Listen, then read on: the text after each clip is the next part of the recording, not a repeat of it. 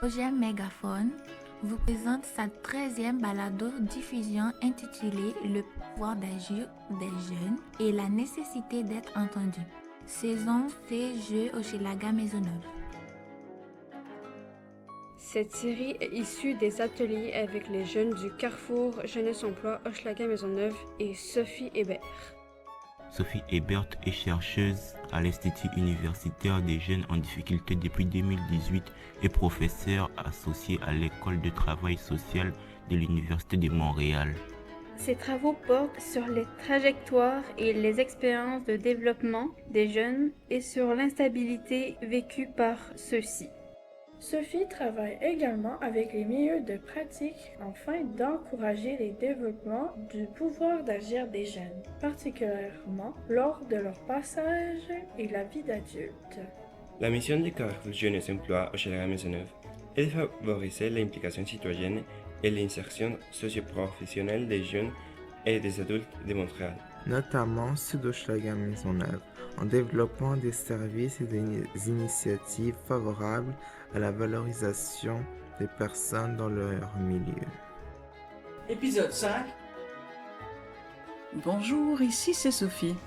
Vous écoutez le 5e épisode de notre balado « Le pouvoir d'agir des jeunes et la nécessité d'être entendu ».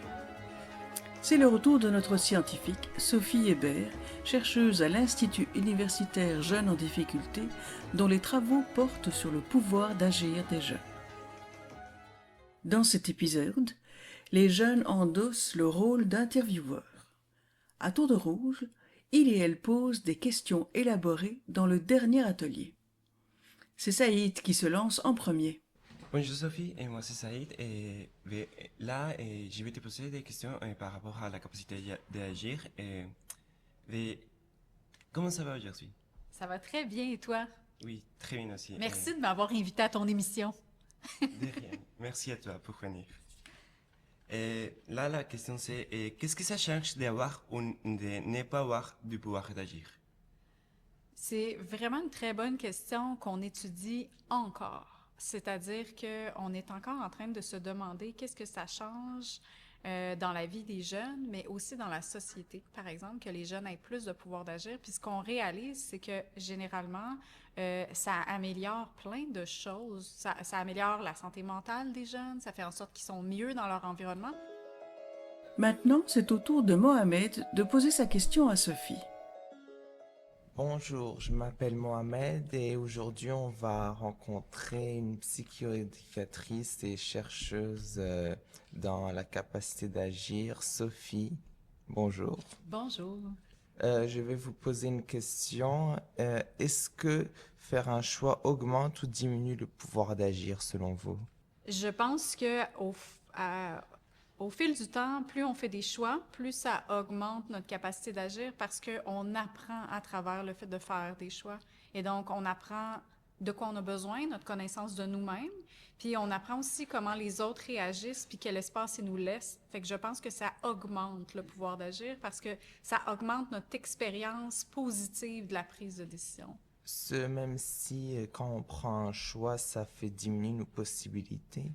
Hey, c'est une bonne question que tu poses. Si ça diminue nos possibilités parce qu'on fait un choix, je pense que quand on reste conscient que c'est lié à notre choix, sans dire que ça va l'augmenter, je pense que ça le diminuera pas dans la mesure où là, on va diminuer nos possibilités, mais si on réalise que ça vient de nous, puis que ça vient de notre choix, puis qu'on aurait pu choisir autrement, mais ça nous garde au volant de notre vie. Jeanne prend maintenant la place de l'intervieweuse. Moi c'est Jeanne, puis je suis venue ici pour vous poser une question ou plusieurs, tout dépend. OK.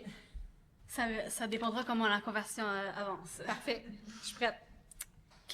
Pour quelle raison es-tu devenue chercheuse?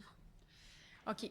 Je suis devenue chercheuse, je pense, parce que moi, je suis quelqu'un de très, très curieuse. J'adore me poser des questions. Puis, en fait, c'est comme si je réalise même à travers les choses que je fais que plus je me pose des questions puis j'ai des réponses, moins je suis satisfaite des réponses et plus j'ai envie de nouvelles questions.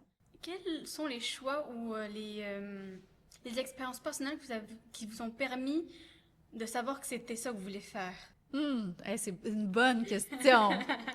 OK. Quels sont les choix personnels? Écoute, déjà, j'ai choisi que j'allais à l'université. OK. Fait que choix personnel numéro 1, j'ai choisi que j'allais à l'université avec des possibilités. Hein? On parle des possibilités versus les choix. J'avais la possibilité de le faire. J'avais des parents qui m'ont soutenue financièrement. Fait que ça l'a aidé mon choix. Oui. Fait que là, mon choix était soutenu.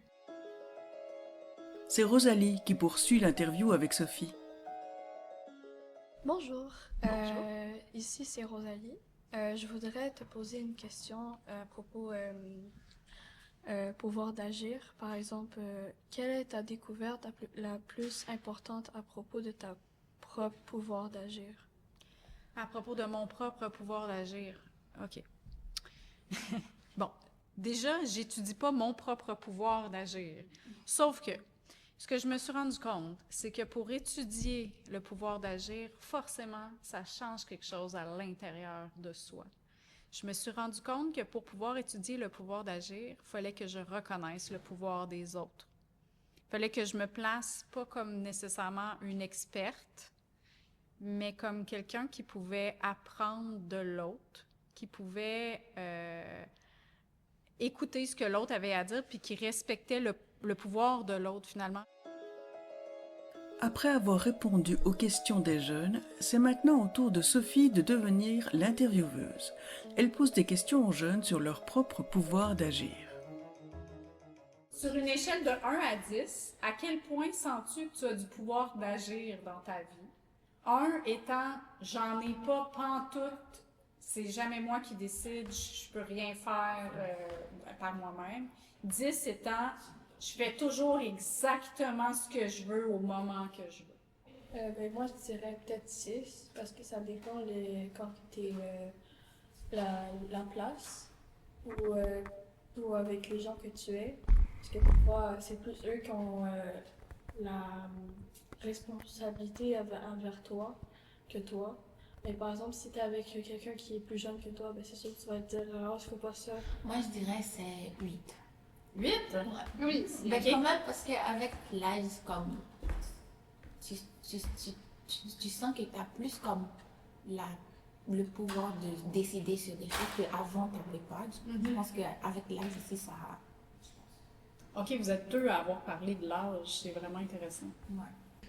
6,5, c'est-tu bon, ça, comme chiffre de pouvoir d'agir? Ça fait 65 sur 100. Ça Genre, tu dirais-tu c'est bon pour moi, ça, 6,5? Moi je trouve que même avoir la moitié c'est correct d'un point de vue parce que ça c'est pas moi. D'un point de vue en gros, pour moi la moitié c'est le juste milieu, donc entre les deux, du coup tu as autant de droits, autant de choix que tu peux faire, et en même temps tu es ton adulte responsable. Il y a des pays qui envisagent de diminuer l'âge légal du droit de vote à 16 ans, puis il y a même un sénateur au Canada qui a envisagé cette réflexion-là, qu'on diminue l'âge légal pour voter à 16 ans. Je vais demander qu'est-ce que vous en pensiez. Moi, je pense que c'est un peu trop tôt, parce que des fois, imagine, tu sais même pas qu'est-ce que tu vas faire futurement, comment tu vas savoir comme voter ou des choses comme ça, faire des décisions comme ça, c'est comme, je sais pas qu'est-ce que je vais faire futurement, comment je peux décider sur le futur. Moi, je suis pas tout à fait d'accord. C'est vrai qu'on on sait pas vraiment ce qu'on veut faire, mais si on veut faire partie de la société plus tard, en devenant adulte, il faut aussi un peu commencer à s'intéresser à la politique, et la politique, on s'intéresse pas vraiment à ça tant qu'on peut pas voter, on ne peut pas y participer pleinement. Donc, si on a le choix dès 16 ans de pouvoir voter, on va peut-être pouvoir s'intéresser et à 18 ans déjà commencer à prendre position sur ce qu'on veut comme politicien. J'ai une question pour toi par rapport à ce que tu as dit. Oui. À partir de quel âge on fait partie de la société? Oh, Ça, c'est touchy. C'est... Peut-être quand on commence à travailler. Toi, est-ce que tu fais partie de la société? Oh. Moi, je vais juste dire qu'on peut commencer à travailler légalement à partir de 14 ans. Et ça veut dire quoi exactement faire partie? Ça, c'est une bonne question que tu poses cette question-là, parce qu'en fait, tu sais, quand je disais tout à l'heure, il y a des questions plus importantes que des réponses. Ça, c'est une bonne question. Fait que ça veut dire quoi faire partie de la société? Parce que derrière le droit de vote, il y a ça, hein? Il y a la question de quand est-ce que je fais suffisamment partie de la société pour avoir le droit de vote. Dans quel contexte ce serait OK de diminuer le pouvoir d'agir de quelqu'un? Ben, si par exemple tu fais un mauvais coup ou par exemple tu as quelque chose de mal à la personne, mais tu as moins le pouvoir d'agir, de faire quelque chose avec la personne parce que ça se peut qu'elle ne veut plus être avec toi. Ça dépend. Moi, je dirais que quand c'est une décision genre comme qui tout le monde genre comme c'est une décision qui doit se prendre en groupe, comme genre tu dois comme pour faire cette décision-là, tu dois comme avoir. C'est une décision groupale comme. Oui, ok. Parce que genre, je pense que tout le monde devrait avoir son opinion sur ça pour après décider. Je veux juste être certaine de bien comprendre parce que je trouve ça vraiment intéressant ce que tu es en train d'apporter comme contexte. C'est comme en groupe, on prend une décision, mais ça se pourrait qu'il y ait une personne qui voulait l'inverse, mais qu'elle va suivre le groupe, c'est ça que tu veux dire? Ouais. Oui, c'est bien ce que Rose a voulu exprimer. Un grand merci, Sophie, pour ce partage de connaissances. On en sort toutes et tous grandis.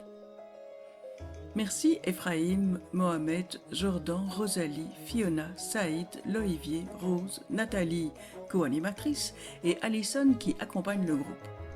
C'est le moment d'entendre les réflexions personnelles des jeunes livrées à la Voxbox, et on commence par Sophie, à qui on a demandé de se prêter à l'exercice. Ben, c'est Sophie. Je suis venue donner mon impression sur mon expérience avec Mégaphone. C'est vraiment une expérience exceptionnelle. Je trouve que l'idée du dialogue avec les jeunes, avec un sujet vraiment qui pourrait sembler très, très compliqué, mais qui en fait est capable de débarquer dans chacune de nos vies, c'est vraiment intéressant. Puis j'ai trouvé aussi les jeunes... c'est fou des fois comment on peut imaginer que des sujets très, très abstraits pourraient ne pas être compris par les jeunes alors qu'ils se les approprient d'une manière qui est tellement intuitive, tellement intéressante, tellement profonde aussi. Qu'est-ce que j'ai appris aujourd'hui? Ben, j'ai appris que le pouvoir d'agir fait la différence. Quand même, ton pouvoir d'agir peut changer grand-chose dans la vie, je pense. Pas dans la vie, mais dans le quotidien. J'ai été intéressée quand Sophie a parlé de sa démarche pour développer sa connaissance, genre sa démarche scientifique. J'ai appris aujourd'hui que c'était plus important de dire des questions des fois que de dire des réponses. Et ce que j'ai trouvé intéressant quand Sophie, elle m'a posé une question, on était en train de parler de est-ce qu'on devrait voter à 16 ans? Et là, Sophie m'a posé comme question, mais qu'est-ce que c'est, je crois que c'est, qu'est-ce que c'est de faire partie de la société? Et ensuite, j'ai répondu quelque chose, mais je savais pas vraiment trop c'était quoi la réponse à sa question. Puis ensuite, elle m'a demandé est-ce que je faisais partie de la société. Là, vraiment, je savais plus du tout quoi répondre. Du coup, je lui ai posé une question. Qu'est-ce que c'est que faire partie de la société? Et c'est là qu'elle a dit c'est très intéressant, quelque chose du genre. Pour développer mon propre pouvoir d'agir, il faut avoir de nouvelles connaissances et aussi pas avoir une vision tunnel, être ouvert à la discussion avec les autres. Et comme ça, on a plus de possibilités, plus de choix. On est plus ouvert aussi. Ce que j'ai appris aujourd'hui, c'est... je sais qu'on a vu presque les mêmes choses qu'on a vu dans les dernières séances, mais ce qu'on a appris, c'est différents aspects du pouvoir d'agir.